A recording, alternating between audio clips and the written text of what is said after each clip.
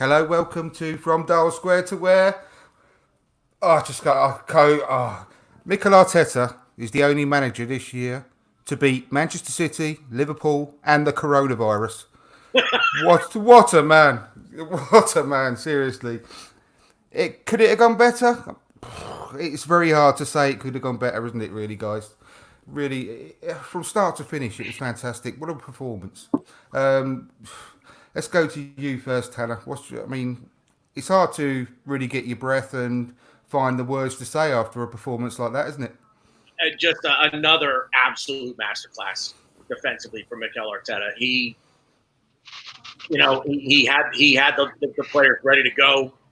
They executed his plan absolutely brilliantly, absolutely brilliantly. The only thing that I wanted to see at the end of the game, and it wasn't. He looked tired. I thought Aubameyang maybe should have come off, maybe put Saka up there, just fresh legs, just to give City something to think about if that ball goes long over their heads. But beyond that, absolute brilliance all the way around. I honestly couldn't sit here and say that I think any one player had a poor performance or even an average performance. I think everyone rose to the occasion, knew what this meant, and boy, we move. Let's go. How nice is it to feel like this is again as an Arsenal fan? Richard. I got goosebumps. And me. Richard. David Luiz. Anyone that saw our watch along at all, we had a bit of a laugh throughout the watch along. It was really funny, but he had a great performance as well, didn't he? What can you say about the team from top to bottom? They were fantastic, weren't they? What a few days we've had. Beating Liverpool, the champions, the European champions, beating Man City, the treble winners from last year. And not only beating them both, but actually the way we defended as a team, it's something we've not seen for years and years from Arsenal, is it? Every single player was focused, switched on. The silly little mistakes have almost disappeared completely. Yes, one or two maybe here and there, but we had the other players to back them up and get them out of it.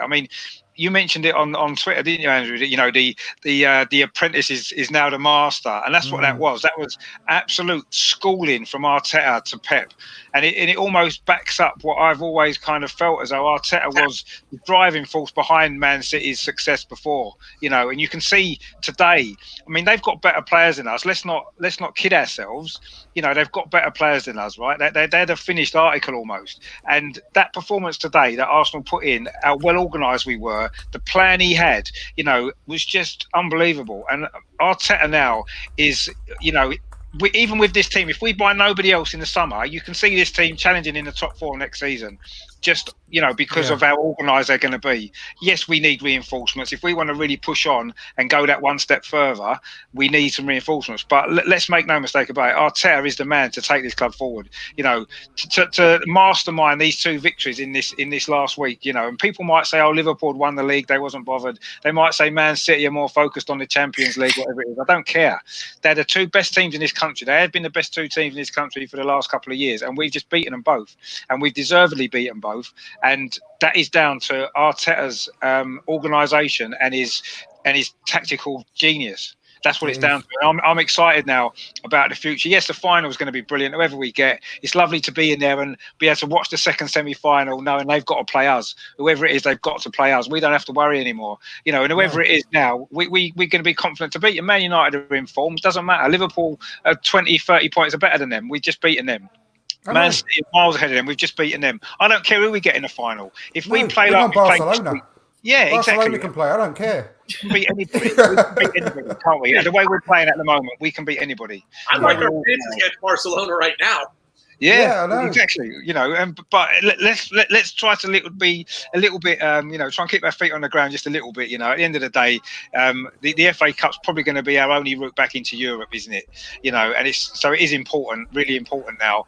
And let's just enjoy today. Let's enjoy this week actually, and let's hopefully look forward to the final again, and let's produce a similar performance in the final, and let's actually get a trophy for Arteta in 6 months. That would just be amazing, wouldn't it? Incredible. What a season it would be.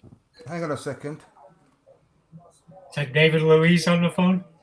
No. I'm very sad that we cannot enjoy this moment Can you hear it? with our fans, that they could enjoy Mikel watching Arteta. the team play and achieve the final. They've been watching at home and they've seen a change in attitude lately. It was a really gritty performance. Absolutely, that's what you need against this team. You have to try to give the best when you have the opportunities, make the most of them, and we have periods when you have to defend, put everybody on the line. I think we're really well organized. You know how hard it is. For me, it's the best team in Europe, the way they play positionally. But we did our job. We knew we were going to have the chances in some moments, and we take them. And they knew it was going to be tough, but they seemed to enjoy it. There was high fives in the defensive line after tackles. There is a great chemistry between them, and they really believe in what we are trying to do, and you can sense that. And they deserve. They've done it. I went on the pitch, so congratulations to them. And since we're talking about mentality, Pierre-Emerick Aubameyang missed a really easy chance, and then moments later he tucks one away. That's what true strikers do. You could sense in the second half, it was a moment that he was going back to, okay, I'm going to start. And then he changed his mind again, and he was focused to take the opportunity the way he can do it. It wasn't the perfect performance. In the first half, you had some lost possession that could have caused you problems. Got away with it. They are really good on the high press, as we are as well. We provoked the same situation in the box and we could have scored, but we gave the ball away in very dangerous situation. Even after regaining the ball, this second pass as well, they are really good in that transition moment. Look, the first goal that we scored was fantastic as well. After Liverpool result, you said there was an enormous gap between you and that top club, and obviously City would be in a similar bracket, but there are signs of something starting here if you get the help, yes? Yes, absolutely, and there are some things, part of those gaps in certain aspects that we are trying to close down. Still a big margin. Enjoy the fight. Thank you very much. Thanks.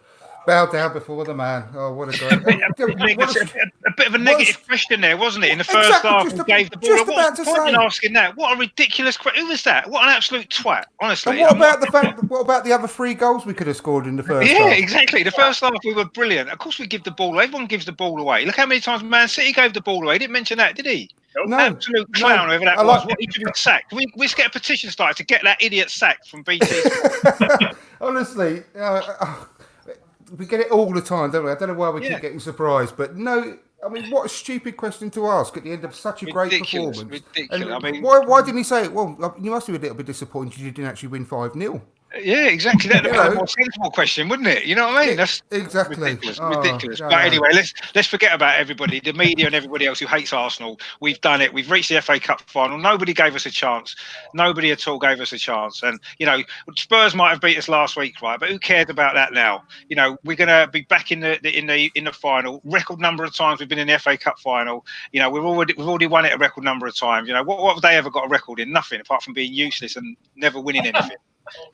Did you see the tweet? I retweeted it and about Jose Mourinho saying we've got to be a team of. I can't say that word because the kids are here. But what a perfect match, Jose Mourinho and them, hilarious. Yeah, exactly. Tony, I mean, the difference is that every single player on that pitch in such a short space of time, going from not having a clue what to do on the pitch under Unai Emery. They all know exactly what they've got to do as soon as they enter the pitch now, don't they? They all know their jobs. Yeah, they're all organized and know their job and willing to do it. I think that's what problem before. They weren't willing to put in the performance or listen to Emery. Exactly. And I said off air about how Matteo Guendouzi must be really, really regretting his his choices now. He must be watching on, thinking, why have I been such a dickhead like Tanner? I hope he is in lots of ways, to be honest, because he's thrown away the opportunity of joining this team now under Mikel Arteta and really being able to be a better player. Yeah, well, like I said when we were kind of backstage before we went live, it's get on the boat, man. This boat's pulling out of the marina, and if you're not all on board, then you're going to have to swim to catch up. And I'm not real sure anybody's going to be throwing anyone else a life raft or a life preserver at this point. And Matteo Guendouzi, I think what we've seen in the last, probably 3, 4, 5 games, do we miss him?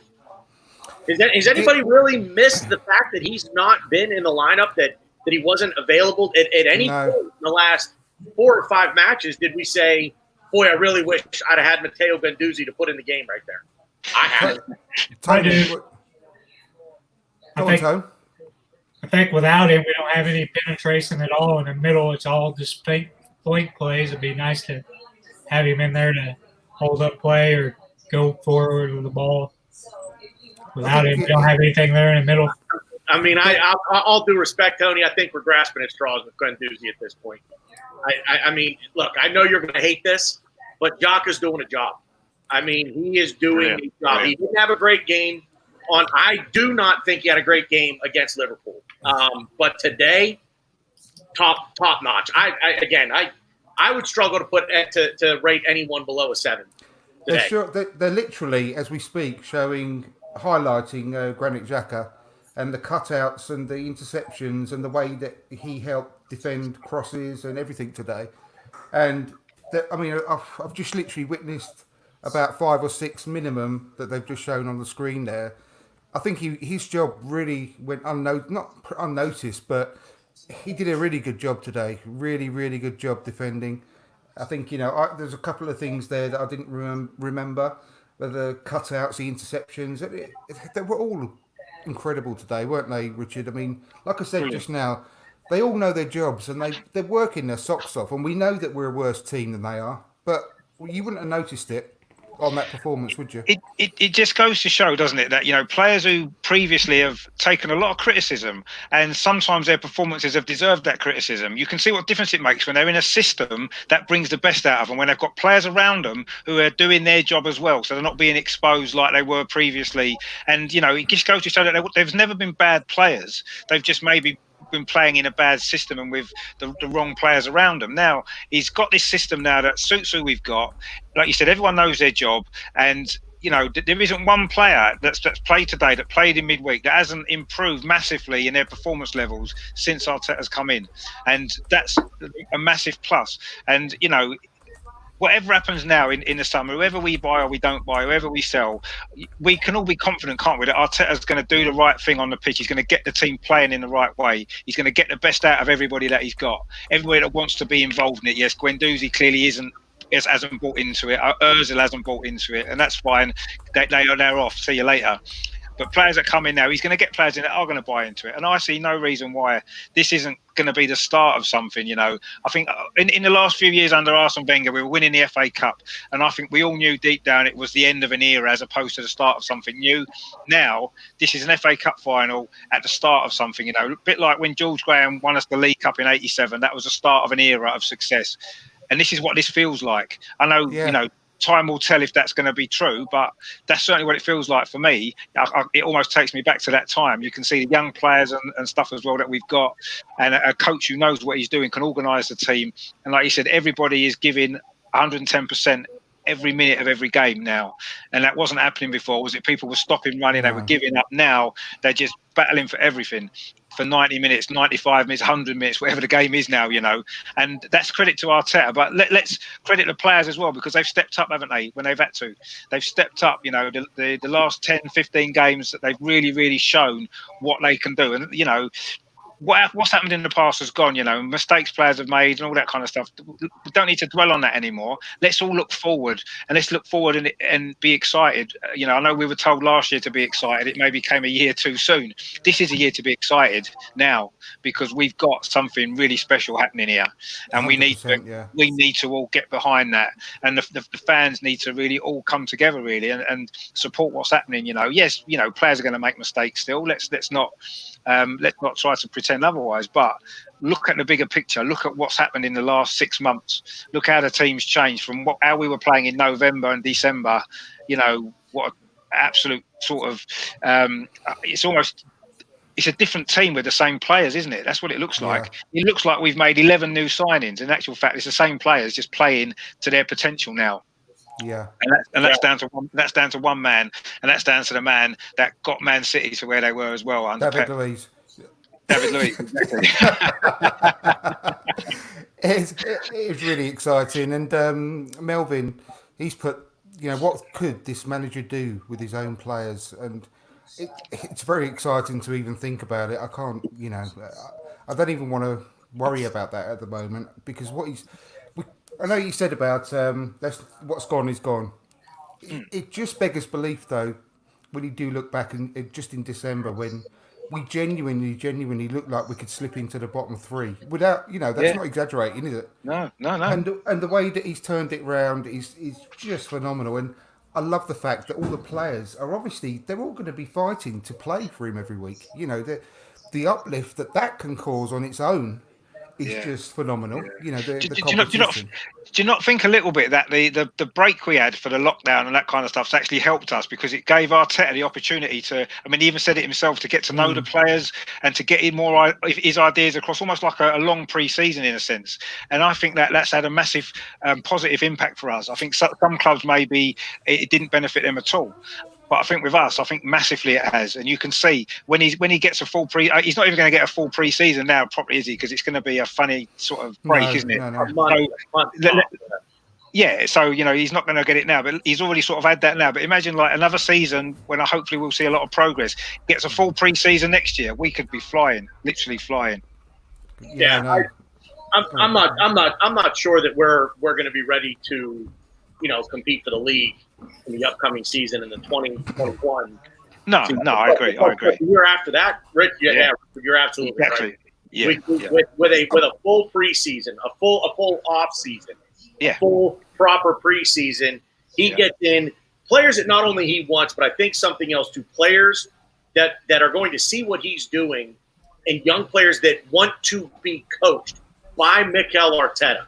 And that desire, I don't think can be understated, because when you want that, when you want to learn from that coach, that just your intensity level, your effort level is just going to skyrocket. Yeah, definitely. And more than anything else, I think the one thing that we've been lacking in this side easily for the last 3 or 4 years is players who this means something to them. You know what I mean? They want to go out and they want to put it on the line for this. And Tony Adams, that's what we've seen, haven't we? The last 2 games in particular, we've seen that massively from every player that's played. All the subs and everybody that's come on, and we've seen that massively. And that's from a fan's point of view, that's all we want to see, don't we? We want to see the players giving everything they can to make the team successful, and that's what they've done certainly this last week. Yeah. And that's what Arteta demands, doesn't he? He said it plenty of times. He demands that every single minute of every single game.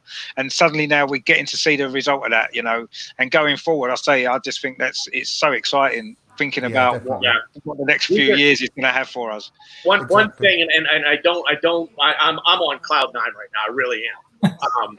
But the one thing I'll say, and I don't want to be a Debbie Downer when I say this, but I don't want to see a letdown against Villa on Tuesday.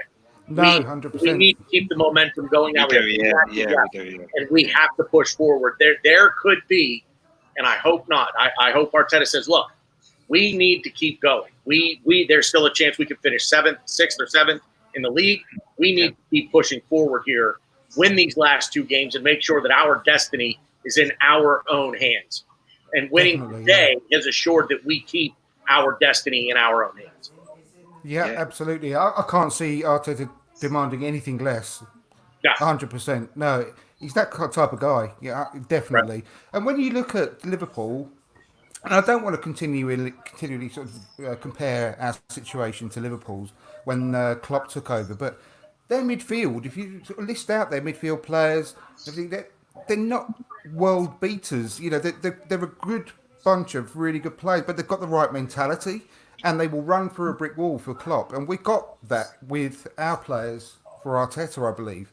It's the beginning of that. That's what makes me excited. Not so much that we've just beaten Liverpool and we're in the FA Cup final now. It's watching the players and the difference in them and their mentality and their work rate and their effort for the manager. That's what's exciting.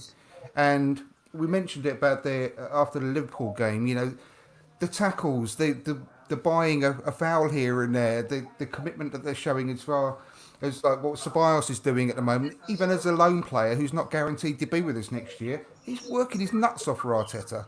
And he might not even be here. But that says everything, doesn't it? And who was the first person that Arteta hugged? When the whistle blew? He didn't hug him. He lifted him off the ground. What's that? Yeah. Say he lifted him off the ground. He didn't hug him. He fist bumped Pep at the end of the game, and then the first person to greet him was Danny Ceballos. And we need more players with that mentality and that love for the club. I mean, I'll be really gutted if you don't stay next year because we need that type of player. He might not be the best player in the world. 22.5 million. If that's the case, then we really need to do that. Yeah, definitely. I want to direct all the viewers, both live and those who watch in the replay. I implore you to watch when the final whistle blew. I want you to watch as long as the camera stays focused on Arteta, and I want you to watch expressions on his face and the way he embraced his players, because I think that alone speaks volumes about not only the fact that the players are now buying into his system, and I think he sees that, but the emotion that he has for this club and the players right now that are here. Absolutely, I'm not even ashamed to say it. When I saw him there, and the smile on his face, he almost put a lump in my throat. I was so happy for the guy. Yeah. Genuinely, I was so happy for the guy. I took my glasses off, and thank God I was that onion out here in my living room. Yeah, it's just brilliant, and I'm quite glad that they're literally just re-showing that Mustafi tackle that checked for about half an hour for whether it was a penalty. They were itching. I'm just thank God. We said that, didn't we, at the time, that they were itching to give it, wasn't they? They were looking to find a reason to give it, and in the end, they couldn't manage to find it. When it comes to replay, and to me, VAR, it is to correct clear and obvious errors made by the on-field official. If you don't see it clear and obvious in 30 seconds, it's not there. Stop it. No, exactly. Yeah, exactly. Yeah. It just drives you mad, doesn't it? And I mean, I hate VAR. Absolutely hate it. I get why it's there, and I wish they would get it right. If they got it right and consistent, we would, none of us would complain. But there's no consistency. Well, it's Pierluigi Collina now, isn't it? Team in the Premier League is bitching about Manchester United, and the VAR calls that they're getting. What more do you say? 18 the last time I heard. 18 penalties this year. And I think 7 overturned against them as well. Yeah. So that's a swing of what anyway, 25 penalties swing in their favour. It's just let's not go into all that. Yeah, today. One thing I think we missed today, and that's because of VAR, was Eddie Nketiah. I think we could really have done with his sort of pace and enthusiasm sort of towards the last part of the game, I think, as well. That's one thing that we do miss at the moment. And that's a shame. But he's back, isn't he, for the Villa game, isn't he? Because he got 3 minutes banned, didn't he? So he's back now, and he'll be obviously available for the final as well, which is great. That's going to be great. Yeah, I'm really happy about that. Yeah. But overall, I think the only possible negative I can think about the whole situation is that we didn't smash them even bigger. I think it wouldn't have been out of order to say 4 or 5-0. Like I said, I think I said it off air. I mean, did you not sort of feel how ineffective City were from an attacking point of view? Usually they've ripped us apart many times. They ripped teams apart at will, but we didn't allow them to do that today, and they were so ineffective, wasn't they? Sterling was ineffective. De Bruyne was largely ineffective. Mahrez had 1 or 2 little moments, but he was largely ineffective. All their key players, David Silva, didn't really create anything, didn't really cause us any problems, did he? We nullified all of their threats. Every single one of them we nullified. And that's not because they didn't play well. It's because of how we played, how we matched up against them. And that's Arteta that did that. Well, did you hear that on the interview that we sort of had a stop for? That on the interviewer said, "Oh, you were being cut open a bit in the first half, didn't they?" And he said, "Well, yeah, well, so did we. We did it to them as well." I'm glad he said that as well, because we were. We had loads of chances, and we closed down their passing lanes, and brilliant. It was just fantastic. What a performance. I couldn't be happier with that. But it was annoying that the interviewer thought it was necessary to ask a couple of negative questions to him. But that is typical, though, isn't it? That is typical that we get. No one gives us credit, do they? No doubt it'll be Man City played terrible. That's why we won. Yeah. And like Liverpool wasn't bothered the other night. That's why we won. And we'll never get any credit. But it doesn't matter. I don't care. They can say what they like. We're in the FA Cup final. We've beaten Liverpool, Man City in the last week, and bring on Man United or Chelsea, whoever it is in the final, because we can beat them as well. I hope it's Man United, just for it just like be nice to end their long run, wouldn't it? Well, also in their long unbeaten run that they've had, no doubt they'll continue that till the final, and then we can beat them in the final, and that'll end their 20-game unbeaten run like we did a few years ago. Well, people are obviously giving Ollie and United praise. Yeah, quite obviously it's warranted at the moment. They are playing quite well. Yeah. But we're not getting as much praise for what we're doing at the moment. Nowhere near. It'd be nice for for historical reasons to just have them in the final and give them a proper spanking over our knees, wouldn't it? Just to say, "Hi, Rowan, thanks for joining us." It would just be nice to give them a good spanking in the final and just put them back in their place and say, "We're the ones on the march, not you." I actually don't care who wins tomorrow. Whoever we have to play in the final, just bring it on, because let's go. I'm not bothered who we get. I don't care. We can beat either of them. This form, I don't think it matters who we play. No. I don't think as long as we show up and play organized with that effort level, we're right now, not from a talent standpoint, but we're as good as anyone on our day. Yeah. No, I mean, we've got David Luiz. Either of them in the final would be brilliant. Either of them, whoever it is, beating Chelsea or United, either of them two. How good's that going to feel? You know what I mean? Well, Rowan, I mean, one thing that would be nice, another team that's had all the praise for bringing through their youth players is Chelsea. Frank Lampard gets so much praise for bringing them through. We've had no praise for bringing our youngsters through, and I think against Liverpool, what did we have? 7 academy graduates on the pitch, or in the squad at least. It'd be nice to do either of them, wouldn't it? Really, Man United or Chelsea in the final. Yeah, definitely. I think that the praise that Lampard has got is deserved, but I think he's got that because he's had one. He's been the one manager who's been guiding it through, and for us, it's been 3 managers this season who have been in charge. So obviously, all the credit doesn't go to Mikel Arteta. There's been pieces in the puzzle, right? Like there were times, Emery gave the start to Saka, and then Mikel has sort of continued that trend, and that's absolutely great. Today, I don't know if you guys already discussed it, but to put Maitland-Niles at left wing back was that was a decision that I don't know, I wasn't sure about. I was thinking that they should play a back 4 and play Maitland-Niles in midfield, but he's absolutely done brilliantly. He pushed pretty wide. He told them that you can cross, it doesn't matter. We will handle your crosses. He had 3 central defenders who could head the ball. We played the perfect game against City. Yeah, definitely. I mean, for you, it's very difficult to pick out any standout performers, but you've already mentioned Maitland-Niles, who did really, really well. Anyone else, Rowan, that you think really stood out today? Yeah, so I think tactically we were set up right, and all the players, whenever the time came, they sort of stood up.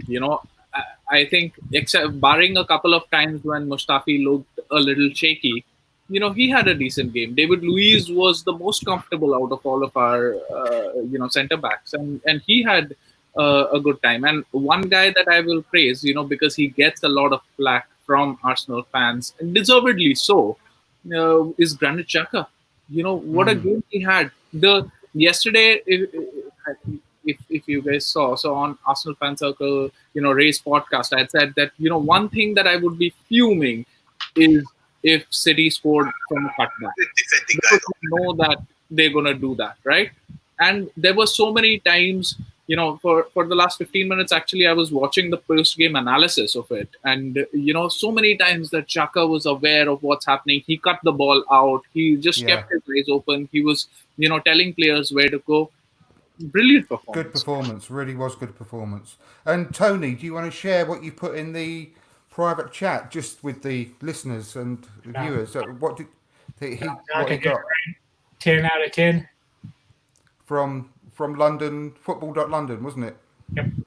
Yeah, got it rated a 10 out of 10. And I haven't actually managed to look at the whole ratings on there, but I wouldn't be surprised if there's quite a few right up there as well today. Who's got 10 on 10? Xhaka. Xhaka. Yeah, he had a brilliant game today. Yeah, I really do think he did. And today there was a difference. There was a difference from the last time that we played City. Was that you could see that there was more understanding between Tierney and Aubameyang as well. For the second goal that was scored, that same position they were in the first game also, where he could have played an easy ball through, but that connection was not there. But today that connection was made, and then once Aubameyang is on his way, it's impossible to stop him. But even then, he looked up, he tried to look where Lacazette was, and then he decided that he's going to go. Maybe he was trying to confuse the keeper. Maybe he was trying to look for a better lookout.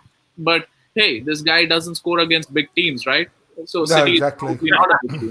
Exactly. Well, I cannot wait to listen to a few of these normal, not Arsenal-based, but non-stand, just football podcasts, and every single one of them, bar none, like the BBC Sport, daily football podcasts, and all of them gave Arsenal zero chance, but they were actually sort of quite mocking about it, and just constantly going back and back about our previous record against Man City, and over so many performances they've scored so many goals and blah blah blah blah blah.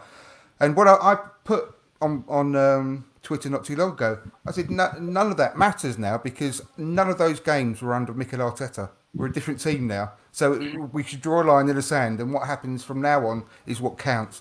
And it's just shown, isn't it? The last two performances, the last two matches we've played, we've deservedly won against the champions and last season's champions. To be fair, I don't think it's out of order to say I still think this season Man City have been the better team than Liverpool. I think they have. They've made a big mistake not replacing Company, and they lost Laporte, but I think they're a better footballing team than Liverpool. And yeah, well, let's not go into all that anyway. But I think you can't go overboard too much about how we've moved on as a team just from 6 months ago. It's just unrecognisable. The turnaround is outstanding.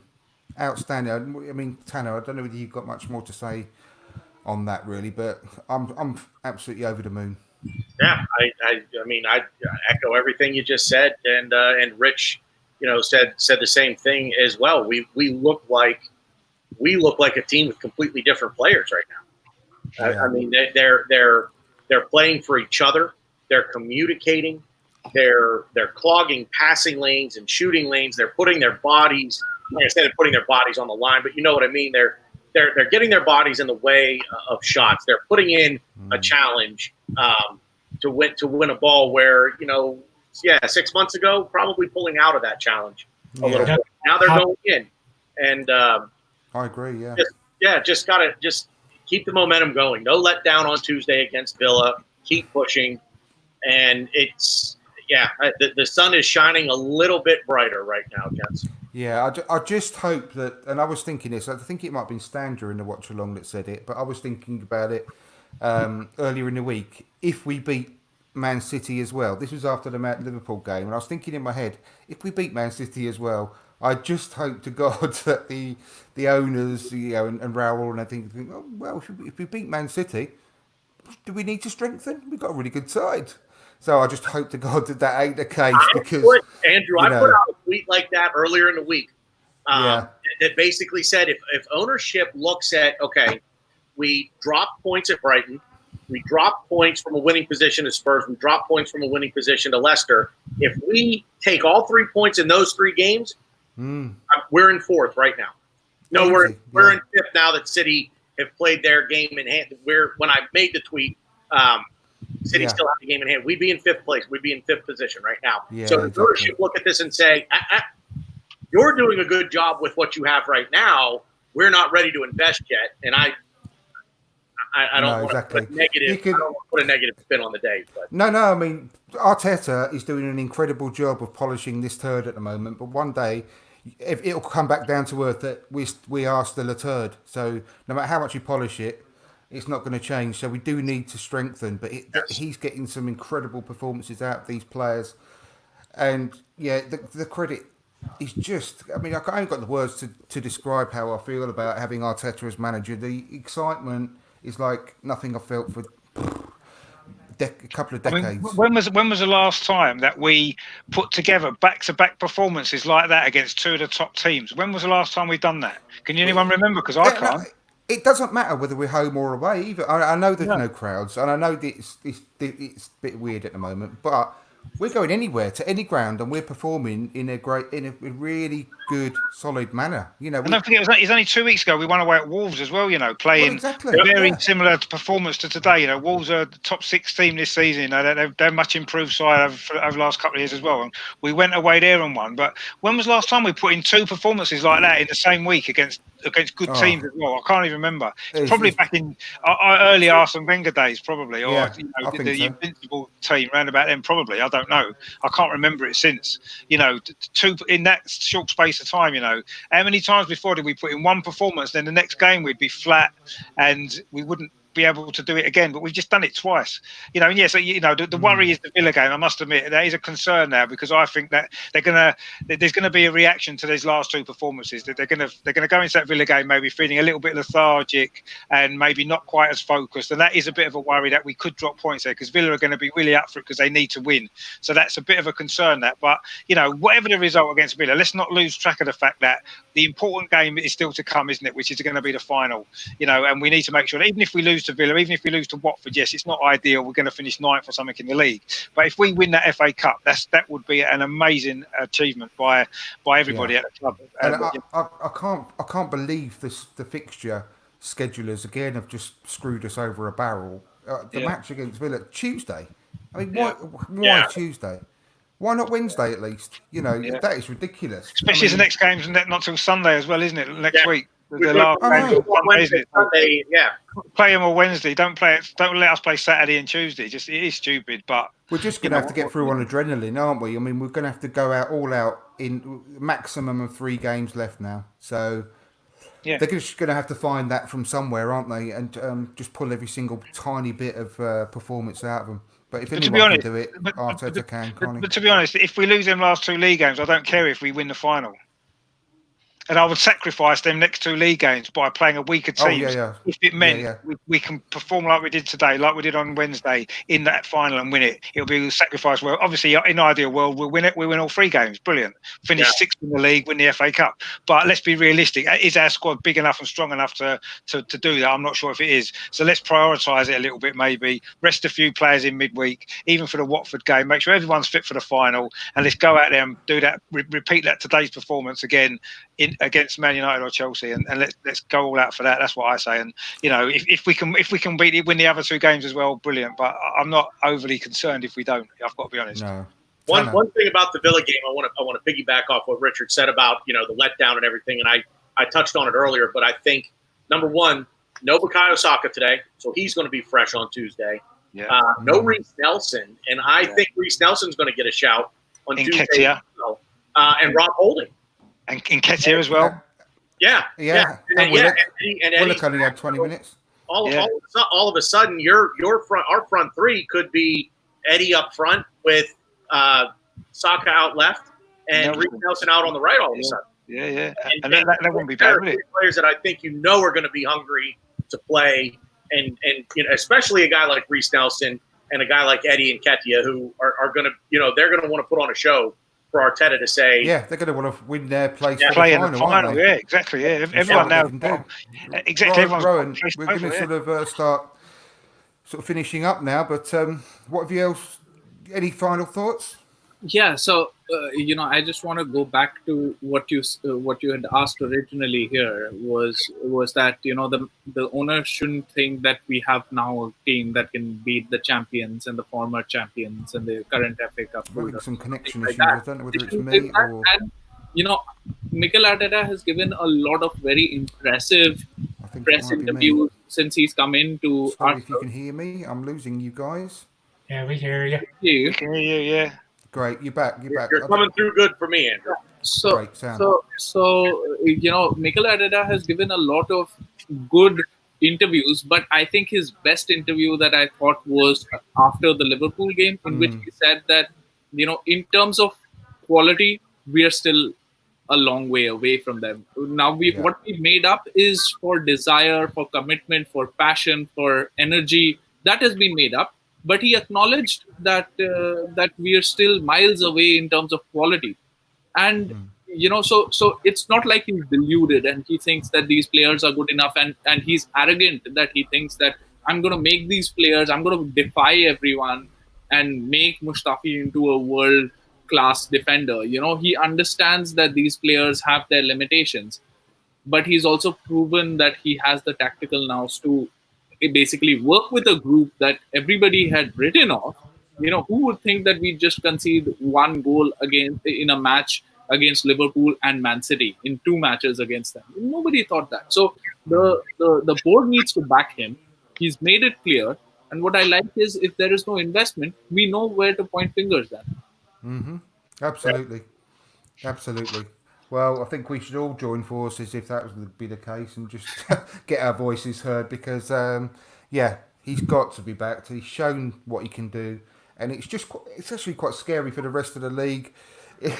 I'm sure everyone, either Man United and Chelsea ain't going to be relishing playing us in the cup final. And I'm sure that other rival fans are starting to think, well, maybe they're going to be good next season, Arsenal. And we're going to raise a few heads after the last few performances. I think everyone can see that we're really getting there now. So if we can get some better quality players, I mean, it's so exciting next season. And I cannot see from a standing start, everyone starting off with 0 points at the beginning of next season. Mikel Arteta's mentality is going to be so good to not allow our team to get too far behind Man City, Chelsea, Liverpool, anyone else. He's going to be making sure we stay on their coattails. I wouldn't be surprised if we are within maybe... I actually put it on Twitter not long ago. I said I wouldn't be surprised we are within 12, 15 points of the winners next year. I think we can claw that many points back, and then the season after, we can properly start challenging. But it does depend on the players. I mean, am I being mad? I reckon we could come within 12 to 15 points of the winners of the league. I don't think next season it's not going to be. I don't think it's going to be such a dominant. I don't think either Liverpool or Man City are going to be as dominant again in the league. I think it is going to be a lot more compact. The whole of the top 5, top 6, anyway. So I think everybody's going to be a bit closer. And yes, I think we definitely can. And it'd be great next season. I know we don't. It's not. It's unsure yet. But if we can get fans back in the stadium to get behind this team.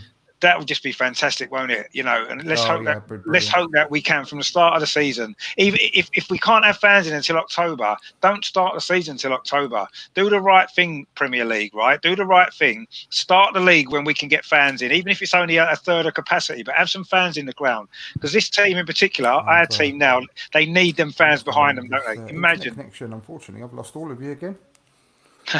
We're still here. Better without any fans. There we go.